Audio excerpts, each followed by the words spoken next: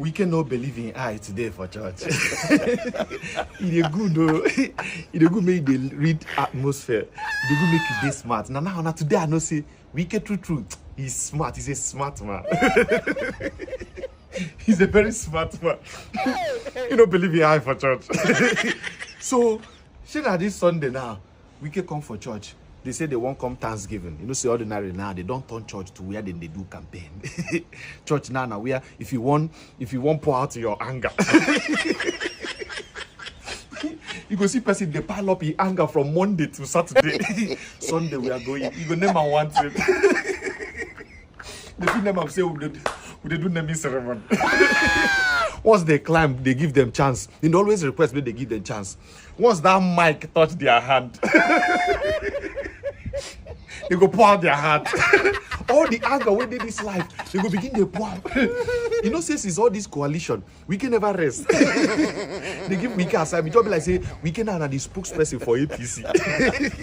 And Tinubu. So, see how Wike talk say, if they go Thanksgiving, say for the job way they do for Abuja. Now he enter here. Do Thanksgiving go now. Normally, Thanksgiving now you go come, thank God. Say, God, oh, we thank you for this thing that we have done today. Lead us to do more. Then you go ask. Now, no matter where you're supposed to do that. But we can know. No be weak. Every time is an opportunity. Every chance is an opportunity. You go see them. Take shade, PDP. But today, the church shock out. For Abuja, this will be for Anambra or Enugu or Imo. For Abuja, the church shock up. As they enter, normal way when they take the throw jab. They begin the throw jab. They call politicians. They call about coalition. You know, people, then they respond. He can't even talk, say, the person now, the Minister of Interior, this person where they in charge of a passport. Say, the person is working. Minister of Interior, the person is working. Say, now you can do your passport. You know, go take time. You don't get your passport. Say, they do well. Church, they clap for them. They appreciate it and they say, yes. We can do the highest mistake. The highest mistake what you do, we say, it can't involve P2V.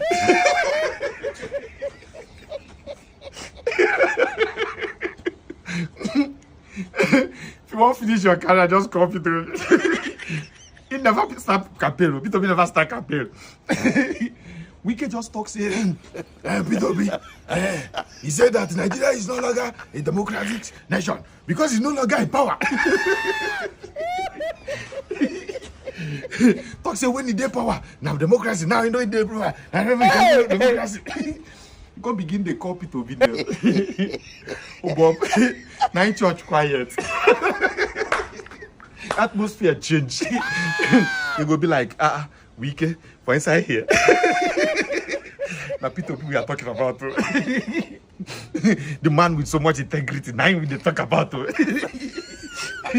talk say people we cannot be president again. Say in time don't pass. Church they look up. Now people view. No go there. We rush you. He just be like say Wike no. He just package himself. He changed. That's why I tell you, say he's smart. He look the atmosphere. He be like say they even tell Wike, tell and say if you reach there, talk about people, let's check the environment, see as it go be. Now you go relate to them, tell them say, now no go area. That man they use juju. He's using juju. He's not an ordinary man. He's using juju, but we show him juju. When P2V open his mouth and say anything, yes, you guys in the media used to call us and say P2V says so thing. What is the reaction of government? That's the reason we talk. Nobody knows P2V. I am saying, at least I'm sitting here speaking to you and I speak on my own honor. Everything you see me say on P2V to counter whatever he said, I was contacted, and you will see in the reportage, I was contacted, what is your reaction to what this person say about government?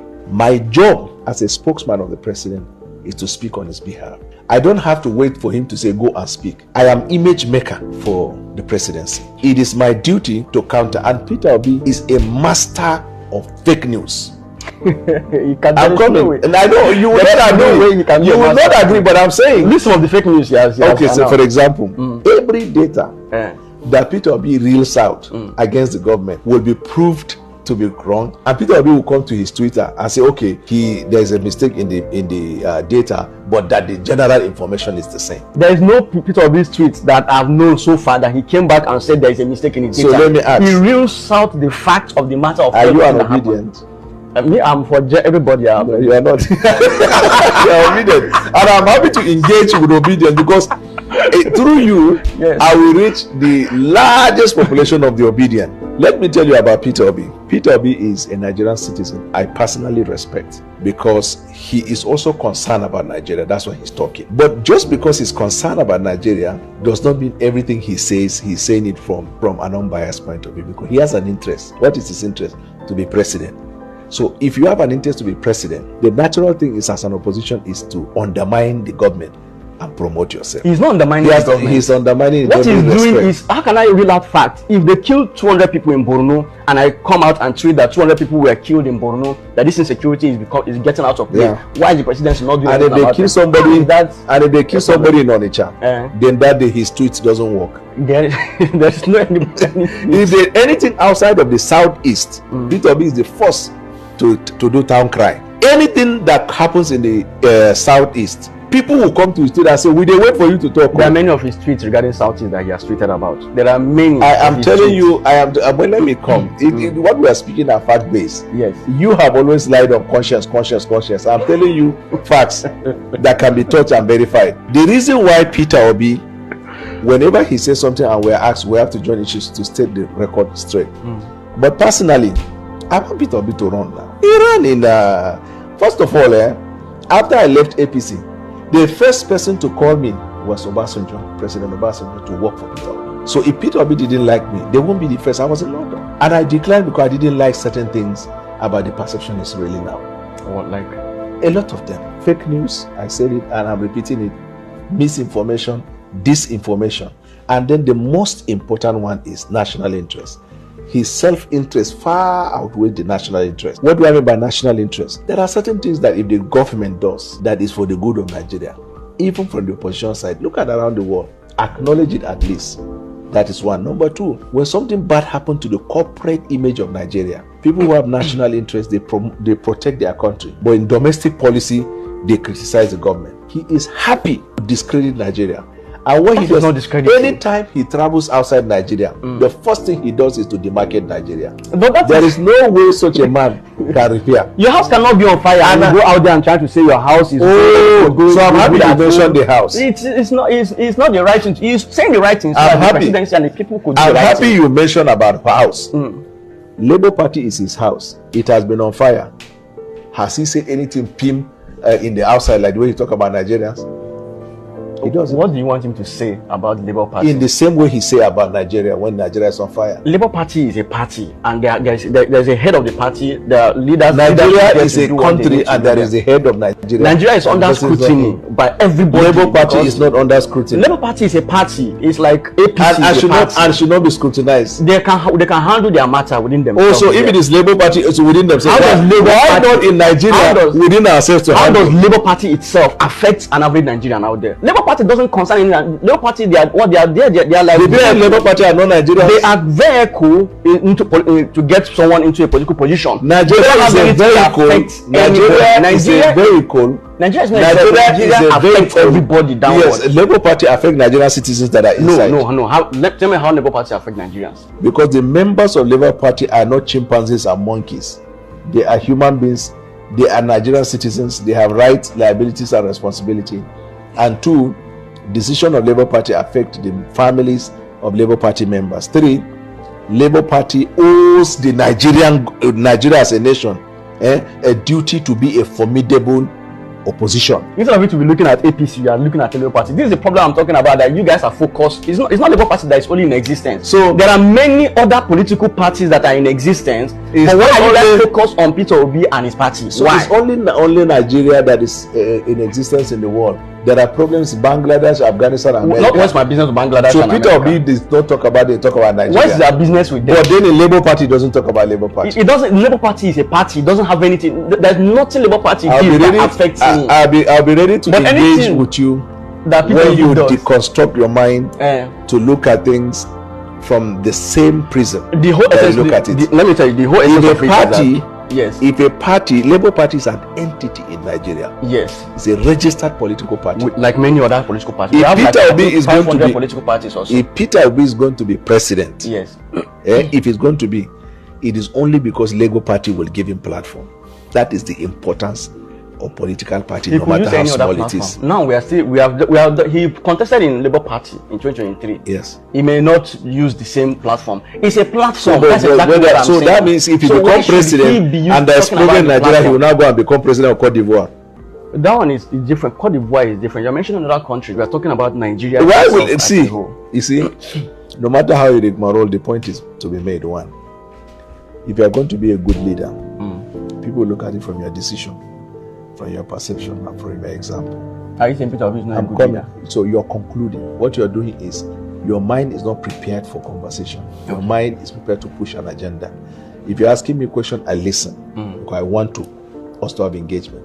Your mind, you are not comfortable to receive the truth, so you fight the truth by saying something. I am saying that Peter Obi needs to do more to win the generality of Nigerians. In fact, when this project Peter Obi was started, it was started by Yorubas, if you don't know, from Obasanjo to Afenifere and the rest. The plane didn't even take off before the obedient converted into an Igbo agenda. And that is the problem that Peter Obi had. He was asked to discountenance some of the things that the people were saying. He said he will not, that when people they're angry, you can't tell them what to do. So if Peter Obi had managed that, Peter Obi would have today been the project of everybody. But Labour Party who is against the governing. No, I'm saying when it started, it was started by the Yorubas to show that they believe in true Nigeria. There are still Yorubas. At a time when the candidate vying for the president is also a Yoruba person in Asiwaju Bola Tinubu. But they rally around Peter Obi because of a lot of factors. I said the plane, while it was taxiing before takeoff, the obedient people in social media, you can't see them.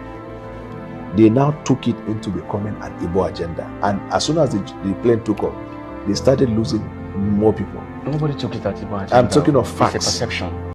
So, you are thinking of being a running mate to Atiku. Is that the case right now? That's your intention? Again, Shehu, this is not in play. Nobody have ever discussed that. You know why I'm asking? People assume so many things. Nobody have ever discussed with me whether I'm going to be A or B or C. Shehu, I'm going to contest for the President of the Federal Republic of Nigeria. And I believe I'm qualified for it. You know the reason why I'm asking this? The coalition has been touted as Atiku-led coalition. And there are those who think that organization of coming together, that marriage is for an Atiku platform to run. People just assume anything in this country. And I don't believe in assumption. I don't live with it. I'm part of a coalition which will be able to produce a competent president with the capacity, compassion to save this country. And you look at the assemblage in that room. Some have described them as geriatrics who are old and done politically, who have been former this, former that. And this is Peter Obi, and your reputation, you know what your reputation is with the Nigerian people. There are those who think that Peter Obi stands for a ray of hope, a beacon of hope for a lot of young Nigerians. And your association with some of those who have been described as spent, former this, former that. You don't think that there's a problem, that it's a contradiction? Shehu, when a leader comes into the scene, you lead everybody. Your job is to change. You change the old, you change the young. You don't just say, oh,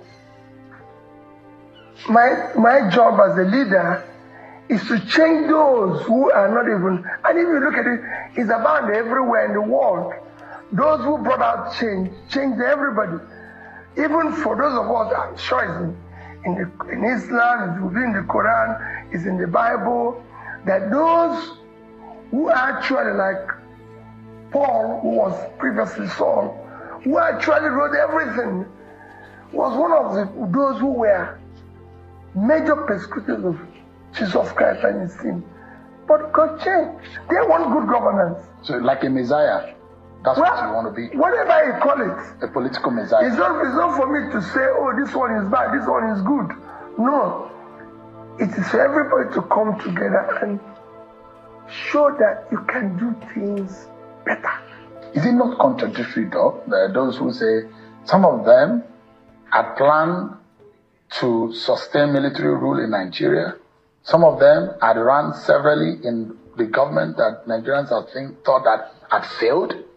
And you say you want to reform Nigeria. Is it not contradictory? In fact, you need some who have been in bad government. Their experience is critical. I can tell you one of the major companies in the world hired 2 people who have worked in several failed companies because they can tell you what happened, why they failed. You need the experience of those who have failed and those who have succeeded to move on. And I need everybody. You need everybody. It is a critical experience because they know what can fail a system. And they know what was wrong with the system. So you need everybody. So if you want to serve, you must serve everybody. In all of this, the ultimate goal and agenda is to ensure that 2027, this government and this party, APC, led by President Tinubu, is swept out of prominence. That's the agenda, isn't it? Yes.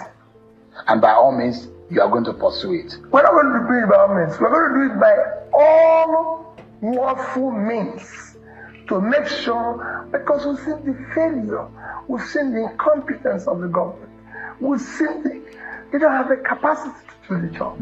So you just have to do for the sake of our children. If this option, one of the options is for you to be a running mate, you will still keep it? There's no option here, Cyril.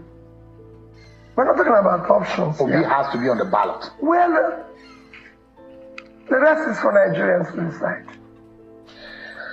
Let me ask you, is there anything specifically that has been happening in Nigeria since the 2023 elections that has strengthened your resolve to want to run again in 2027? Cyril, you could see it everywhere. We have an incompetent government. So, as president of Nigeria, I'll bring civility and order in governance. I'll govern with the Constitution of Nigeria. I will respect the Constitution of Nigeria. I will govern within the laws. The government will obey the law. I will do appointment by federal character. I will appoint competent persons with capacity and compassion for good of Nigeria. People that are worthy of emulation. So I'm not going to be Minister of Petroleum, like it's been. Every ministry will have substantive minister who is competent, who has the character, compassion, and capacity to run that ministry, but show you the things that as president, I will have hands-on reported to me daily on real time. Number 1 is security of life and property of every Nigerian citizen. Number 2 is basic education of our children. Because we must put those 18 million people as of them. So it is more important for Nigeria to invest in education than oil. The human capital of Nigeria, considering its population, is a huge asset. I will make sure that hands-on, I know anything that happens about health of Nigerians, starting from primary health care, ensuring we increase the insurance coverage, where the rich will pay, where the poor will benefit, and everything. Then I will make sure that I know real time what happens with agricultural products, which will drive the foundation of our manufacturing. I want to know what power we are generating daily and distributed daily. And I want to look at the SMEs, the manufacturing, to ensure that they are properly supported with adequate interest rates.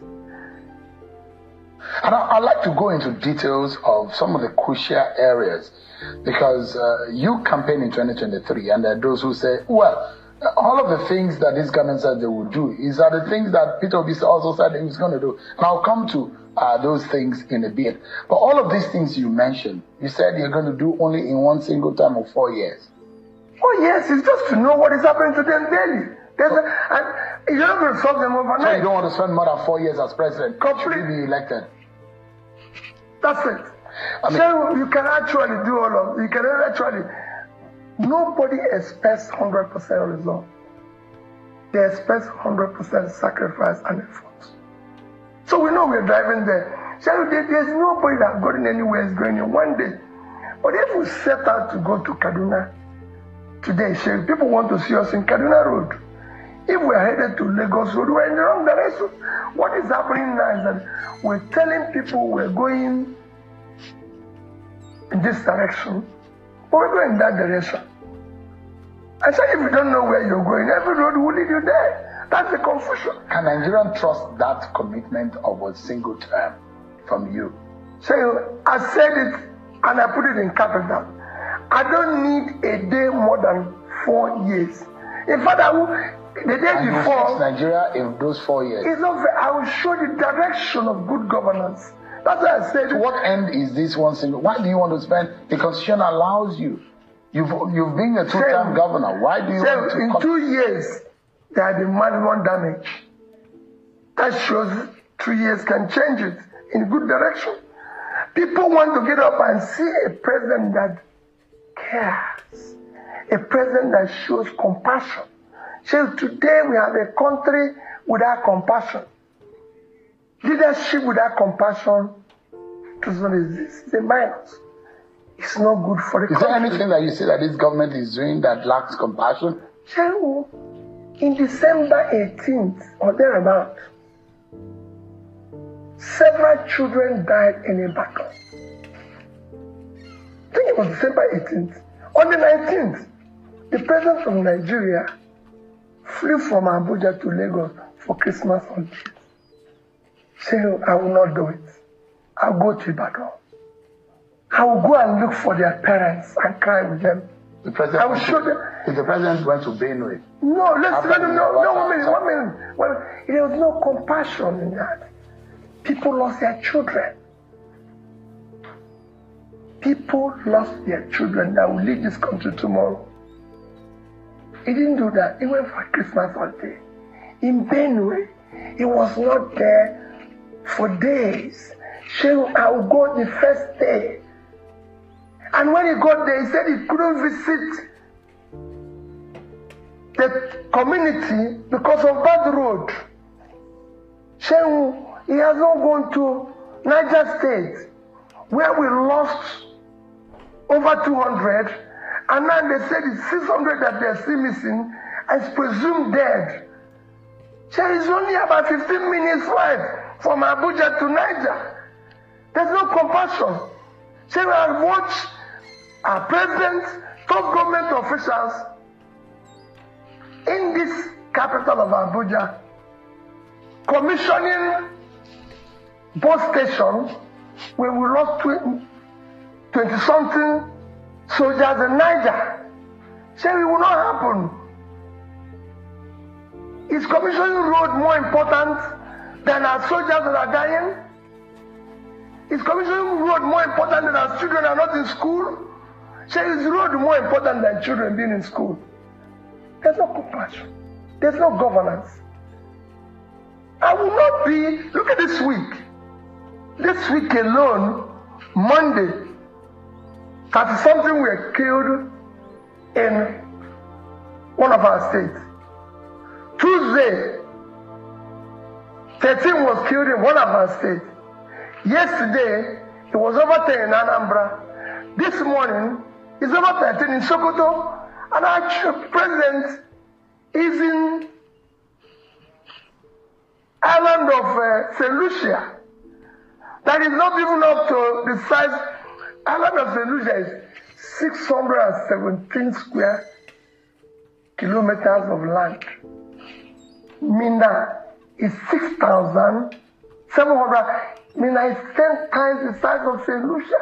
In terms of population, St. Lucia is only 180,000 people. Ajegunle is 560. Ajegunle. So what is our president doing there? So that trip is a waste of time. Is that what you're saying? No. See, I won't do it. If I'm going to go to St. Lucia, that won't last more than 1 day. Our president has not even gone to any state for 2 days, apart from Lagos. I will be in Niger State. I will be in Mokwa. If there's any place to stay longer days, it's in Mokwa, where I have lost now 800 to 1,000 people. Why would I be there? He even gave some children scholarship in St. Lucia. When we have 18 million out-of-school children, with our capital, children are not in school. That's not governance. The country needs governance. I mean, are we looking for saints to run this country? No, we're looking for competent persons with capacity, character, and compassion to do it. So we don't belong to a gang of saints? No. Saints, even saints. Gregory. No. Gregory. No. But you're not a saint. No, saints derive from President. They are a combination of the great saints, Peter and Gregory. So it's not just I'm Peter. But in character, you're not a saint. No. In character, a leader must be somebody, I said, he must be competent. He must have the character and behavior, public conduct to show that this is right, this is wrong. Let me ask you, and I'd like you to clarify this, because I watch a lot of conversation around you, and around every major political figure in this country. How do you clarify this reputation that you work for the Abacha government or in the Abacha government? I've never worked for government before I became governor. I can tell you that. Did you do anything special? Let me clarify for you. I've never worked for any government before. I was a very successful businessman. And everybody knows that. I was a very successful businessman.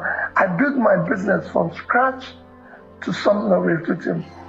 As a businessman, I'm also part of those who were controlling trade in Lagos then. There was a time during Abacha's government, even happened during Obasanjo's government, there was a time during Abacha's government, because when Abacha took over, they said all ports, seaports and everything closed. So they came out with a policy that caused congestion in our ports, even the airports. Goods were not being cleared, goods were not being exported and everything. And some of us felt, no, we need to go and see the head of state then, or at least the commissioner for Minister of Finance, who was I think it was Ani. So we came to Abuja, about 50 of us. We had an audience with the Minister of Finance and the President and the head of state then, and we were able to elucidate the problem we're facing. The President then directed the Finance Minister that he should take some of us who are the leaders, should just form a committee to decongest all the ports in Nigeria. And there were about 10 or 20 ports. Make sure that in each committee, one of us is involved. That's the only thing I had to do with the port. And then when we finished, which lasted maybe 2 weeks, 3 weeks, they said, it is now time to probe and reorganize the port, because I had written in one of my comments that Nigerian Port Authority is the only port I know in the world that have an office outside its country of operation. And couple that they've seen, they said, you become a member of the panel. He said, if anything, I was a member that tried to reorganize and sack people. Saying he has nothing to do with working government. I've never met Abacha. I don't know him. I'm not in the military. Saying everything I've done in my life is in the public space.